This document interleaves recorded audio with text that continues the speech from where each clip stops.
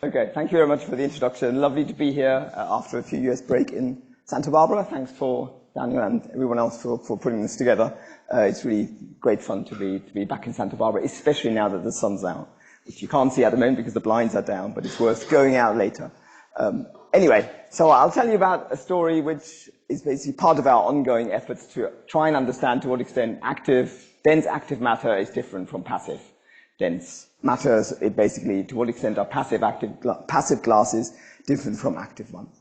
And we're going to focus on a sort of regime where you have intermittent dynamics and the avalanches that result from that. I had aging in the title before I realized the 30-minute cutoff. You're very welcome to ask me about that in the questions or offline.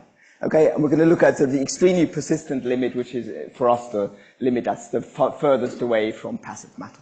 And this is work done with Ludovic Berthier in Montpellier. Actually, I should have updated that because he's just moved to Paris. Rob Jack in Cambridge, Jan Edwin Keto did the bulk of the work really, who's now in Leiden, and Richard Pano Mandal, who's now in Bangalore. Okay, and do interrupt me as we go. I've tried not to pack too much stuff in, so we should have plenty of time. Okay, so this is sort of the plan. I'll briefly remind maybe the non-glass people here what I mean by glass and how we detect one, then very briefly what we mean by active glasses, then I'll introduce the model that we'll be looking at, how we do it in the limit of large persistence times, and then in terms of the analysis, we'll break this down into the steps between the avalanches, which will be the elastic steps, and the plastic events, which are the avalanches, and then we'll look more carefully at the microscopic dynamics at the particle level. And like I said, this last point, you're welcome to ask me about. Okay, so glasses, basically, the short definition is these are disordered solids, which are dense, amorphous, but they have rigidity. Okay? Lots of examples there. You might have this in your smartphones. This is also, interestingly, a glass. It's a special type of porcelain that has a glassy structure. This, of course, that's where the name comes from. And that one. Okay, so the way you get a glass is typically by quenching something very rapidly, so you cool it down. Here's the sort of simulation cartoon. If you take a monodispersed liquid, that crystallizes sufficiently rapidly that if you reduce the temperature, it does crystallize. Whereas if you take something that's polydispersed, so you have a mixture of particle sizes, for example, and you cool that, that's a sort of a bad crystallizer in some sense. If you cool it, it freezes into this structure, which is amorphous, so it's not crystalline, but it's clearly, the particles are not diffusing around as they were at high temperature. Okay? So the way we identify glass transition is obviously harder to do from structure, because if you look at structure, certainly at the level of 2-point correlations, the liquid and the glass, they look essentially indistinguishable, so we have to think of something else as what we used to do from scattering or something for the crystals. Right, so we need dynamic criteria, basically, to identify a glass. And so the easiest way to do that is you measure some sort of diffusion constant. So for example, if you measure mean square displacement as a function of time in a steady state at some temperature, what you typically find, if you have inertia, you have some inertial ballistic regime, then the particles end up in some sort of plateau, and then they start diffusing at given enough time. Okay, and so from this long time slope, you can extract the diffusion constant, and what that typically does, it sort of falls very rapidly, goes very rapidly to zero as you lower temperature. You've heard from Helen yesterday that this is not always true, right? But this is sort of what happens in typical glasses with repulsive interactions. The other thing you could do is you can measure a correlation function. This, for example, is the fraction of particles that have moved more than a certain fraction of their diameter. And again, you measure this as a function of temperature. You see that the time scale of the decay grows rapidly. There are various fit functions you can use, but the way you find the glass transition is basically you extrapolate to the point where this goes to infinity or where the diffusion constant goes to zero. And you take that as the definition of when the system becomes glassy. At the local level, and I'll mention this here because we want to come back to it later, as you go to lower temperatures, the nature of the particle trajectories changes. This is the liquid case where the particles are essentially diffusive. And as you lower temperature, you see the trajectories start to have a sort of more clustered shape. And this is basically a representation of the fact that each particle stays trapped within a local cage until it manages to move. In the passive glass, this would be by thermal activation. Then it finds another cage, rattles around there, moves again. Okay, and then at low temperatures, when basically the time to hop has become longer than your simulation or experimental time horizon, then the particle is basically caged. One final signature that again has been mentioned in the last few days is dynamical heterogeneity. So these systems, if you look at their local relaxation timescale, for example, unlike high sort of standard liquids, they're heterogeneous. That you can measure this with using, for example, 4-point correlation functions, or you can find some local signatures of how much relaxation has happened around each particle. And if you then color the particles accordingly, you see that there are extended spatial structures where the rapidly relaxing particles are, which in this case are the red ones, and where the ones are which are basically not moving. That's called dynamic heterogeneity. The system is not structurally heterogeneous, but dynamically heterogeneous. Right? You see this also in the displacement field. So if you monitor displacement of the particles over some time interval, right, you see again that there are some particles which have moved a lot, other ones which have basically not moved at all, and these flows are arranged in sort of big sort of vortex-like structures. Okay, so those are sort of the classical signatures of passive glasses for the purposes of this workshop.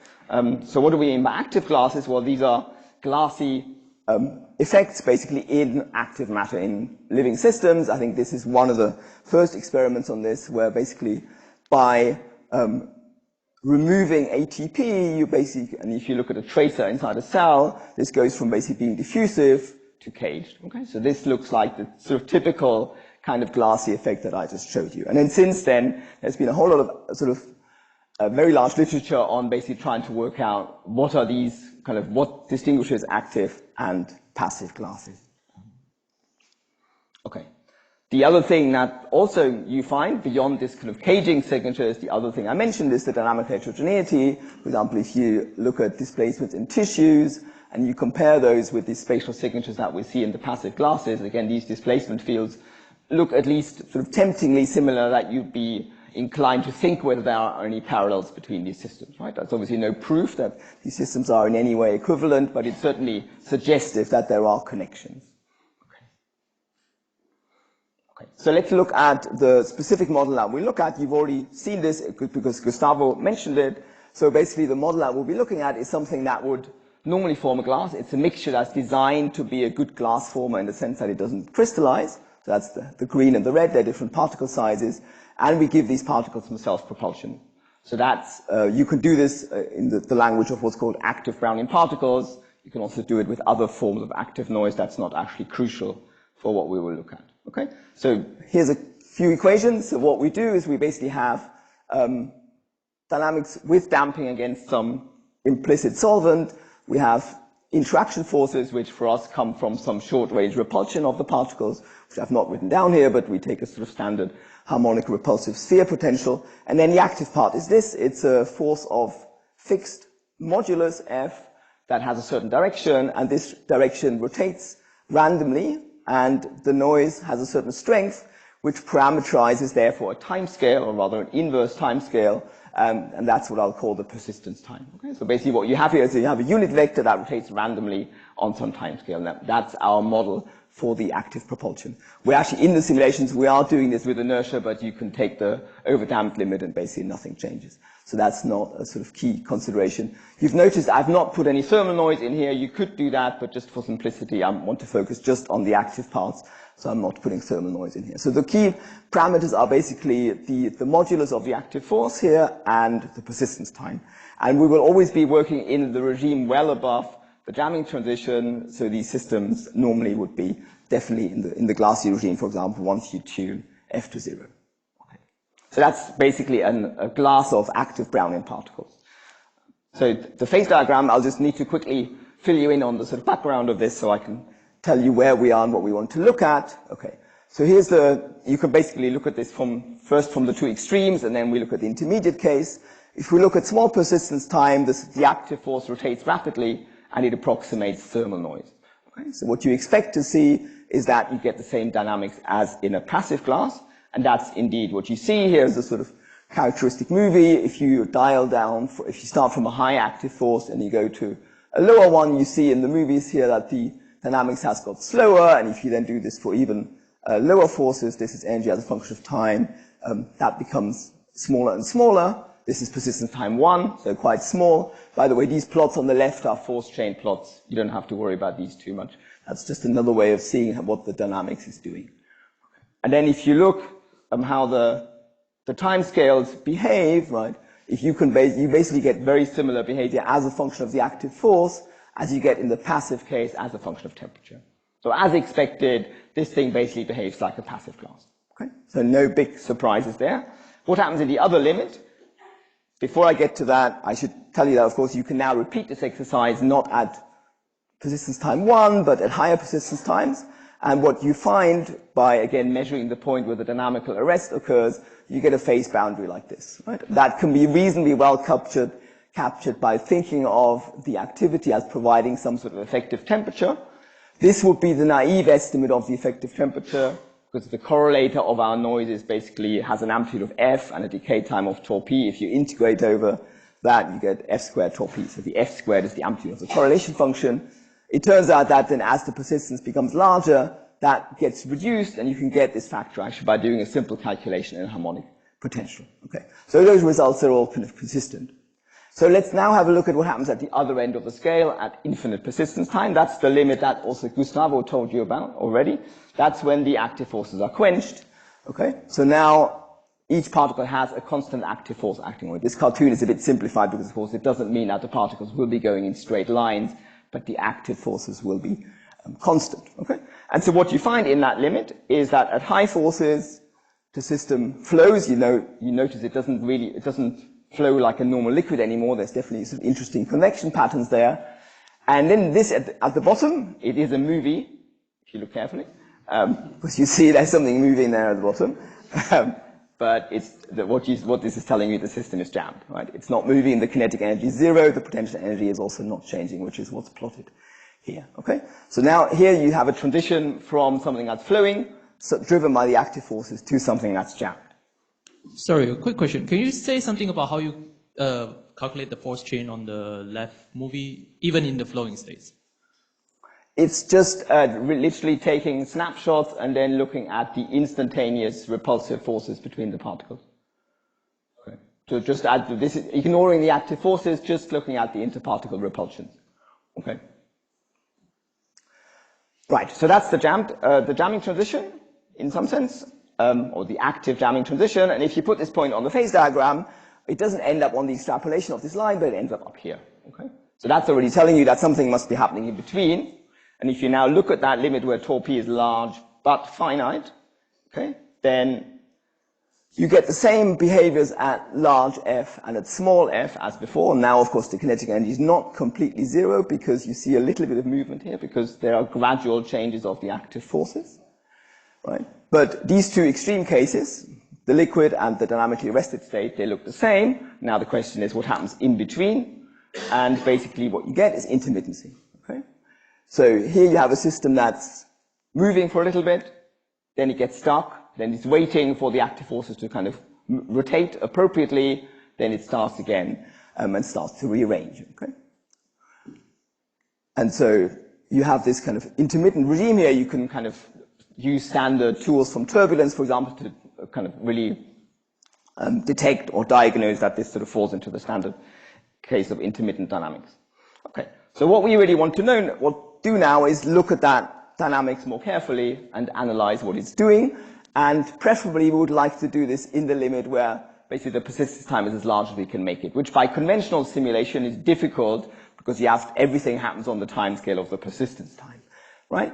So this is kind of what Ritupano in his paper where he published the phase diagram called extreme active matter. It's the extreme active limit because the less persistent limit down here is the sort of passive thermal limit. Okay, so we want to look at this regime in the limit of infinite persistence time. We can't just take naively persistence time to infinity because we've already seen that if we do that, then we only see the jammed state here.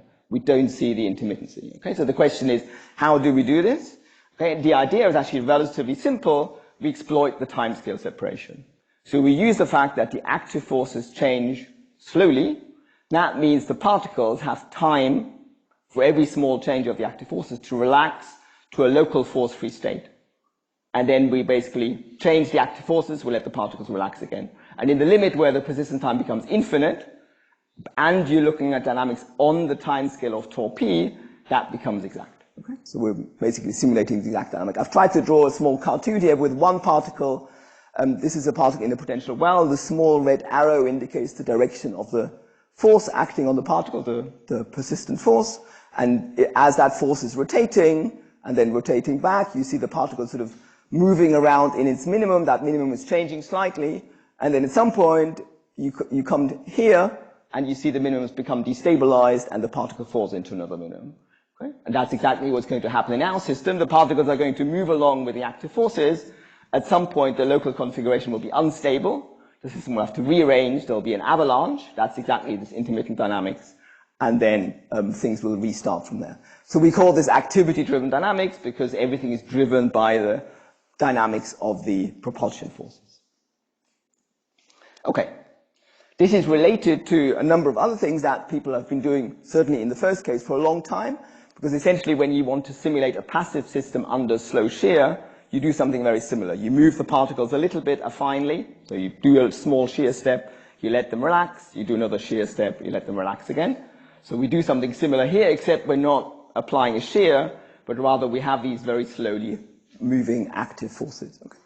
In a sort of nice paper by Lisa Manning, Peter Morse, and others, they've also looked at variations on this. One is they called athermal quasi-static random displacement. That's a different dynamics where you literally control displacement of each particle along some random direction. That's also interesting, but is not really the large tau p limit of our dynamics, right? Because we have these forces that move gradually, and the cases here, the directions here are quenched.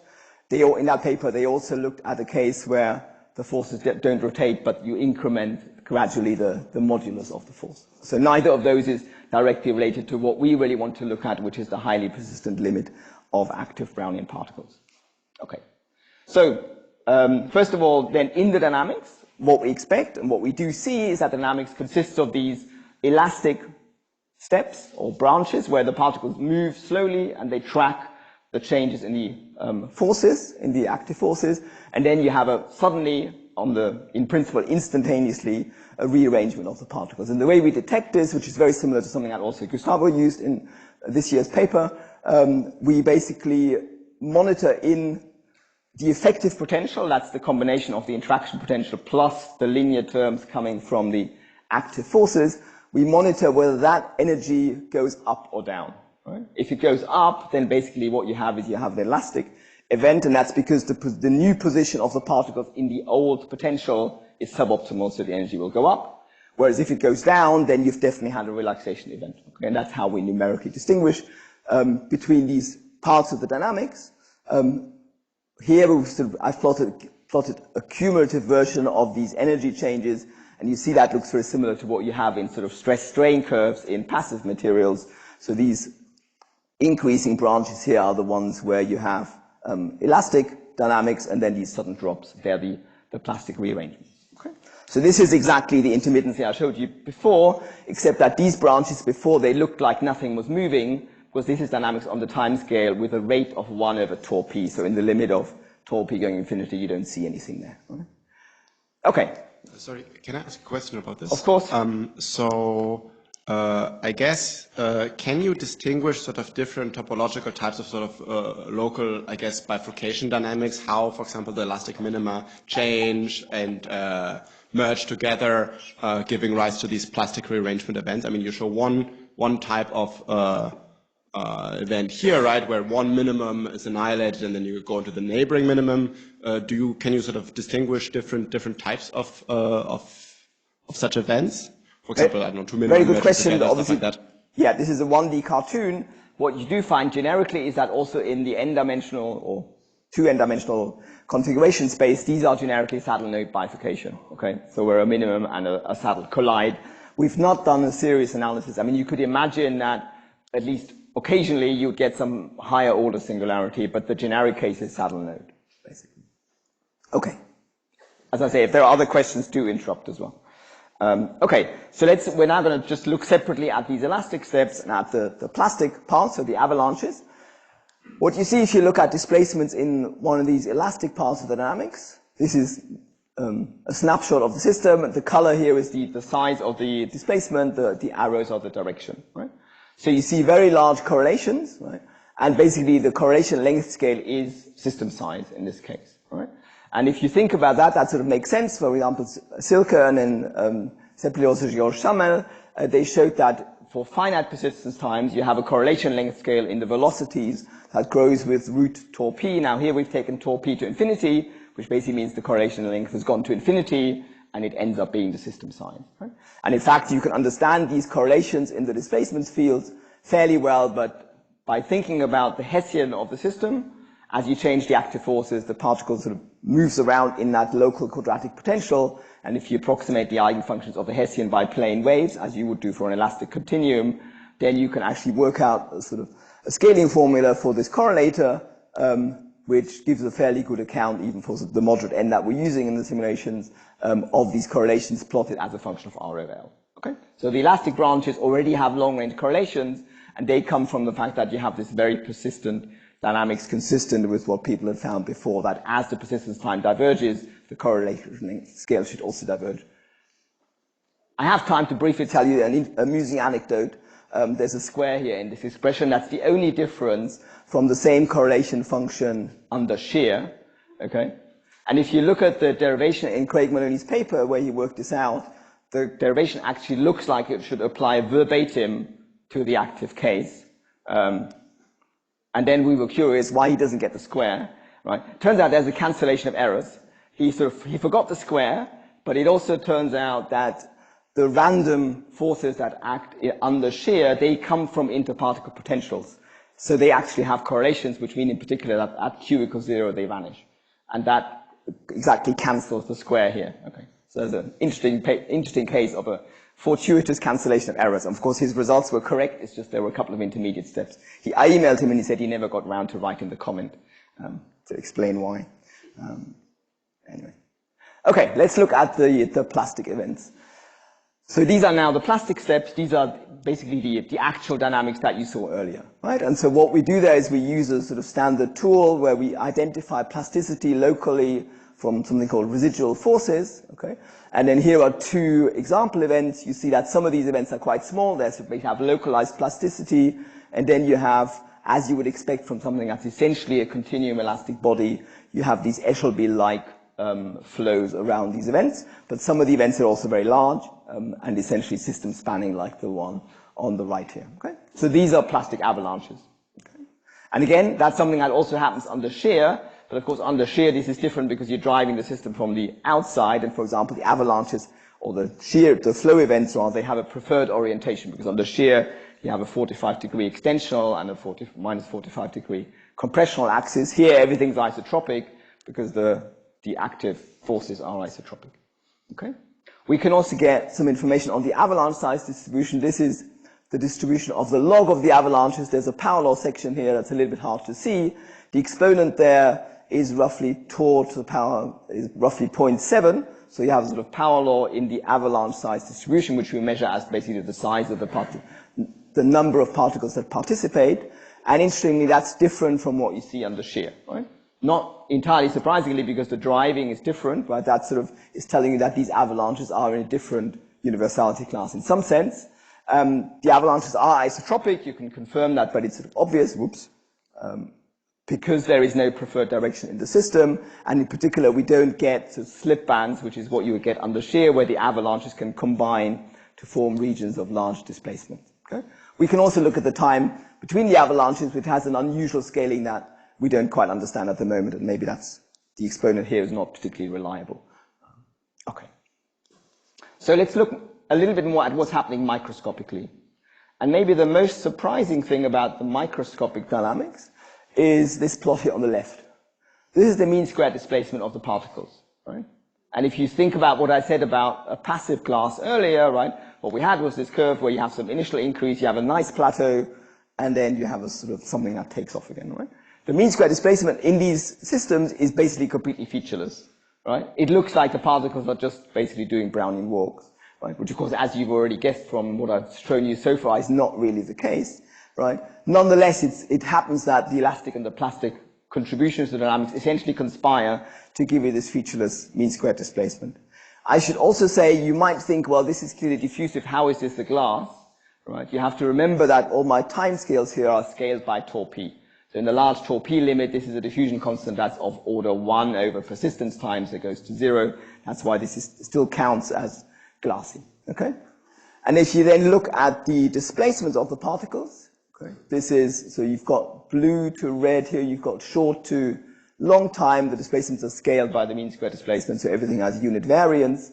At long times, we have, of course, as you'd expect, Gaussian displacements, but even at short times, you see these tails, and they basically come from the fact that you can always have a large displacement because there can be an avalanche happening near you. Okay? So these non-trivial Van Hove functions, these displacement distributions, have a contribution even at short times from the avalanche dynamic. Right? This peak in the middle, on the other hand, then of course is dominated by the elastic events that I showed you earlier. Okay? So in spite of this kind of trivial looking mean square displacement, there's quite a lot going on in the dynamics, right, which basically has this combination of the elastic events that give you the short displacements and the much larger displacements that come from the avalanches. The structural relaxation is also interesting. What I'm plotting here is the average fraction of neighbors the particles have lost after a certain time. And this is again in rescale time units, so this is time divided by persistence time. And so the main thing that's interesting here, of course, this time scale varies with the force, as you'd expect. For a lower active force, the relaxation is slower. That's not surprising. What is interesting is the actual magnitude. This is hundreds of persistence times. Right? So by this time, the random forces on the particles have completely decorrelated. Right? In fact, they've decorrelated already around here, but it takes much, much longer until the system actually relaxes structurally and breaks up the topology of the particle arrangement. Okay? So we have this large-scale non-affine motion that's happening in this time window where the particles are sort of moving on large scales, but without actually breaking up the topology, essentially, of their connections. Again, you can look at dynamical heterogeneity. So now I'm plotting the local variety of what I just showed you globally. So the particles are colored by how many neighbors they've lost. Essentially, red have lost most neighbors. Oh, this is the fraction of neighbors retained, actually. So 0 means you've lost all the neighbors. And if you plot this as a function of time difference, you see the typical pattern. And of course, more particles rearrange, and you have large spatial correlations. Right? You can also actually look at this more closely, and what you find is what in the glass community is called dynamical facilitation, so that once you have a region that's rearranged, then typically the next rearrangement events happen near there. So relaxation in one place generates or facilitates relaxation in nearby regions. Okay? That, of course, this mechanism then leads to spatial correlations, and these are, again, in contrast to what happens on the shear, they're isotropic, and we don't have the equivalent of the shear bands that you see in quasi-static shear. Okay. You can also quantify this using, in the standard way, basically looking at the variance of this bond-breaking correlation function, and you see that the variances of these quantities, again, they have sort of the typical maxima in the middle. That's telling you at this time scale you have the most heterogeneity in the system, and these maxima grow with n, and they also have a dependence on the forces that we apply. Okay. So let me wrap up there so we stay in time. So the approach I've shown you basically has the advantage that it lets you look at the system in the limit where it's very, very persistent, but nonetheless gives you access to the dynamics that's actually happening, the intermittent dynamics. We see these long-range correlations both in elastic steps and in the plastic events. At the microscopic level, we have a featureless, essentially, mean square displacement. There's no caging, but we have very complex displacement statistics. Okay? The structural relaxation is slow compared to the persistence time, is heterogeneous, and it shows dynamical facilitation. So those are the sort of main takeaways. So a lot of this is very similar to what happens under shear, but there's also quite a lot of differences, for example, the isotropy, but also the details of these particle displacement statistics. Right? In principle, this ought to be applicable to confluent tissues. That's, of course, if you believe that a model of repulsive particles is a good model for tissue, and there's certainly people in the room who know much, much more about that than I do. So that's why I put the question mark there. We expect similar things, but haven't tested this numerically in 3D. From the glass point of view, there's interesting questions what happens at lower active forces, because there you would expect eventually to see the typical two-step relaxations that people also see in glassy systems. And then there's also an interesting sort of conceptual point, which is that these active glasses, they relax by this mechanisms where essentially barriers are fluctuating slowly. Right? And this is very different from what happens in the passive case, where you essentially have fixed barriers and you have thermal activation taking you from one to the other. So that's an interesting distinction, and that also comes up in discussions in other areas. For example, if you look at yielding under shear or under mechanical deformation in passive materials, there's actually a question of whether you should think of mechanical noise in these materials coming from propagation due to after a plastic event, whether you should think of that more as something that makes the barriers fluctuate or more as something that is akin to thermal actuation. I'll stop there and I'll be happy to take any questions. Thank you.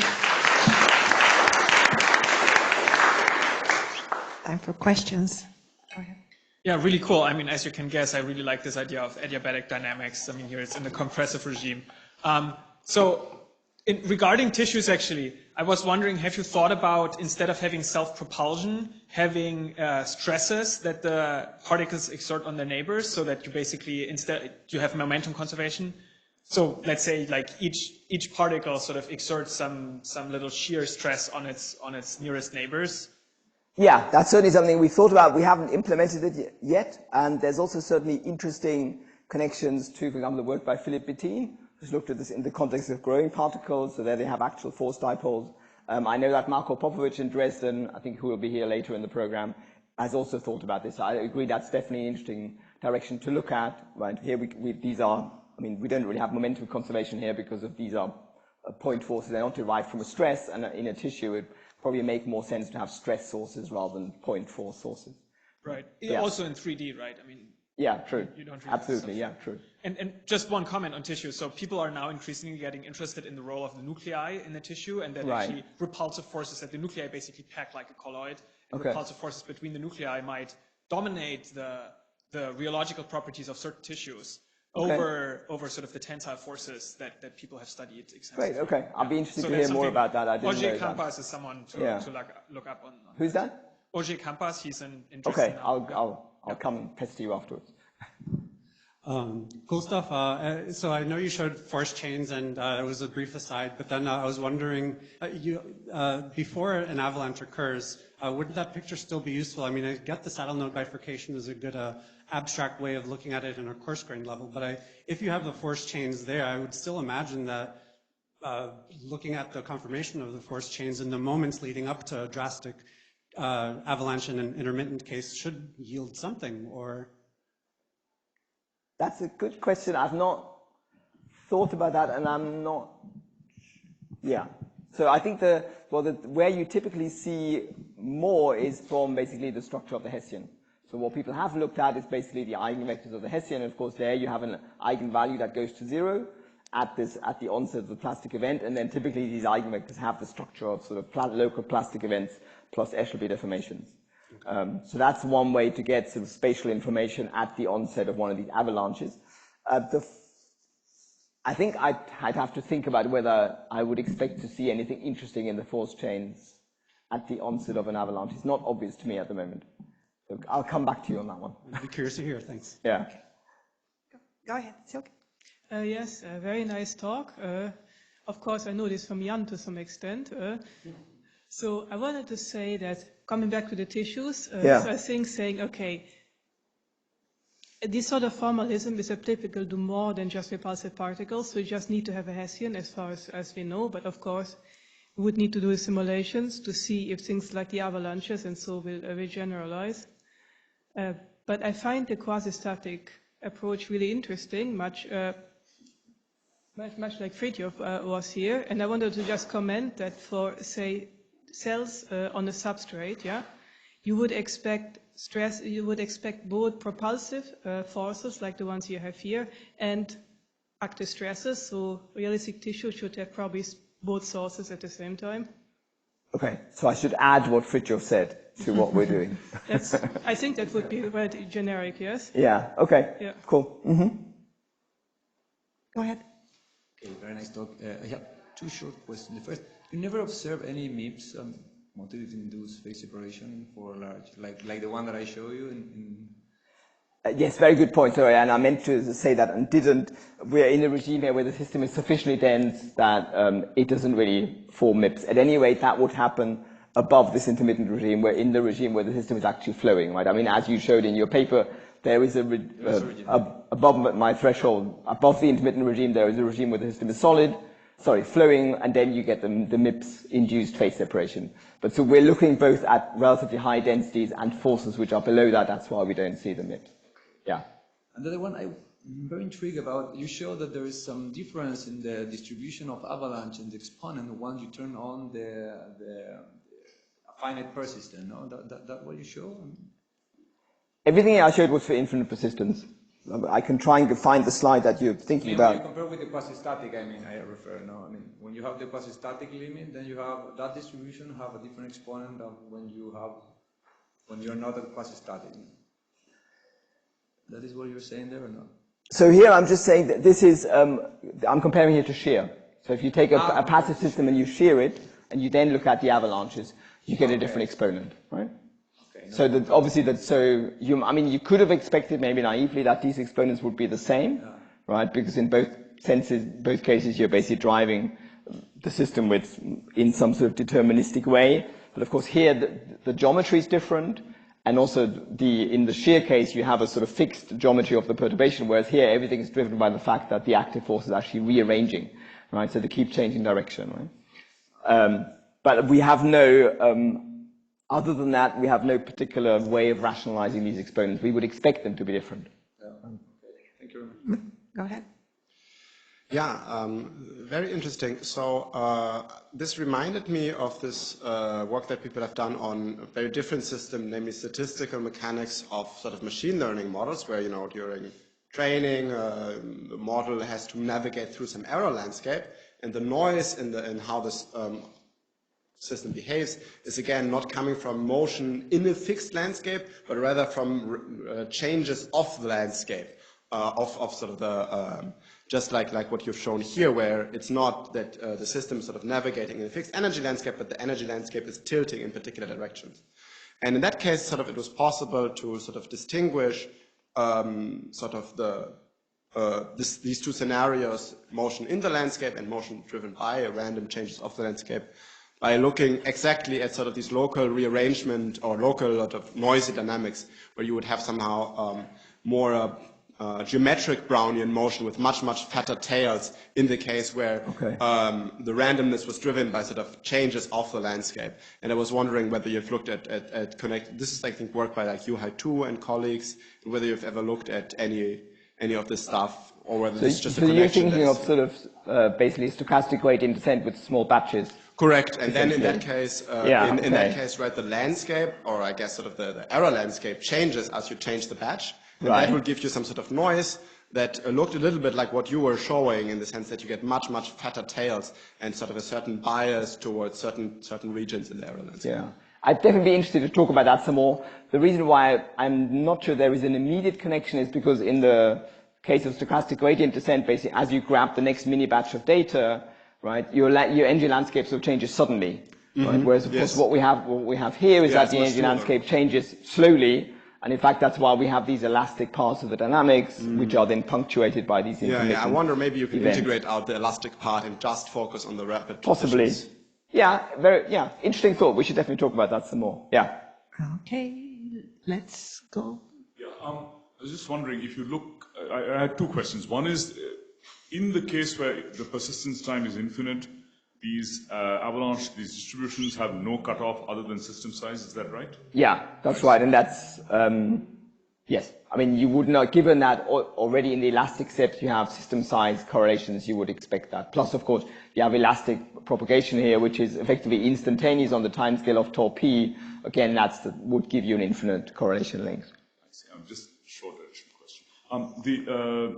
If tau were finite but big, then on timescales big compared to tau, if you didn't look at avalanches and so forth, you sort of looked at what is the statistical steady state on timescales much bigger than a given avalanche.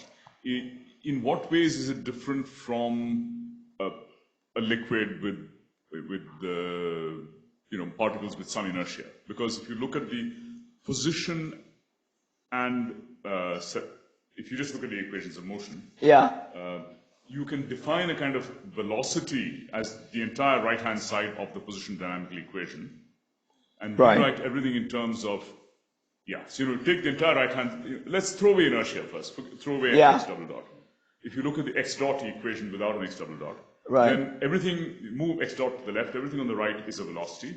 That velocity has an implied equation of motion which inherits from persistent motion plus forces. So in what ways is it different from just, once you do that, how different is it from sort of a liquid with particles of inertia?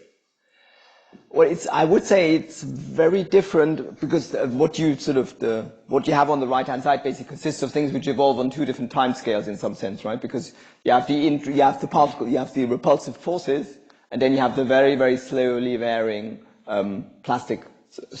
active propulsion forces that are driving the thing, right? And so I think the fact that we have system-size correlations here, for example, in velocities, right? That's already telling you it's very different from That's presumably when tau is infinite. Yeah, but as we know from Silke's work, right, even when tau is finite, right, okay, then it wouldn't be system size, but it would still be order root tau p, right? So you would have much, much stronger velocity correlations, for example, than in a standard liquid, right?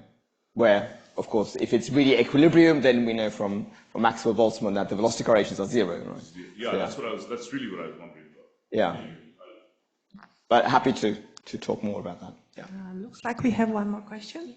I guess it's related to Silke's question, but like if you were also to shear it, so I guess maybe quasi-static shear, do you expect like a new type of behavior or it collapsing on like AQS or this?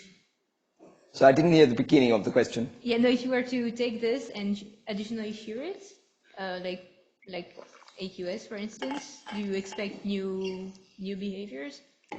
That's a very interesting question. It's been partially explored, but not fully, because, of course, the phase diagram in that case becomes very complicated because you basically have density, the size of the force, the shear rate, and the persistence time, right? In the limit that you mentioned, what would be the relevant variable is basically the product of persistence time and shear rate, right? And then as you dial that from kind of 0 to infinity, you would go from something that on the time scale of the shear would be effectively thermal, because the forces would be moving rapidly, to something where the active forces are basically quenched, even for large strains, right? And so there, actually, you expect even kind of on that one parameter scale, you expect quite different behavior in the two limits. So I think that is definitely an interesting question, and that's something that we're thinking about at the moment. Because in principle, you could do the same thing that I just discussed. You could add the strain, but you would have this extra parameter, which is the product of shear rate and persistence time.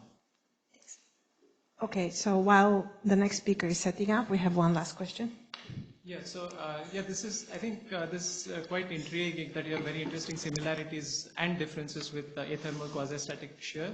So I was wondering if any of those discrepancies could potentially be explained by finite temperature and or finite strain rate corrections to the AQS results. Because you have a stochastic process at the end of the day, so it could be. You're thinking that the sort of finite tau p versus small but non-zero shear rate would then become more similar? Yeah. Possible, but I suspect that's not the case, because I mean there are various aspects that are different. For example, as I said, the isotropy, so the geometry under shear already is different, and also I think I would not expect the avalanche statistics to change sort of discontinuously as I add a small amount, as I reduce the persistence, or as I add a small but non-zero inverse persistence time or shear rate. So I think those differences would definitely persist. It could be that then, for order 1 persistence times or order 1 shear rates, then I think it's going to get much more similar. Thanks. Thank you so much. A great discussion. So.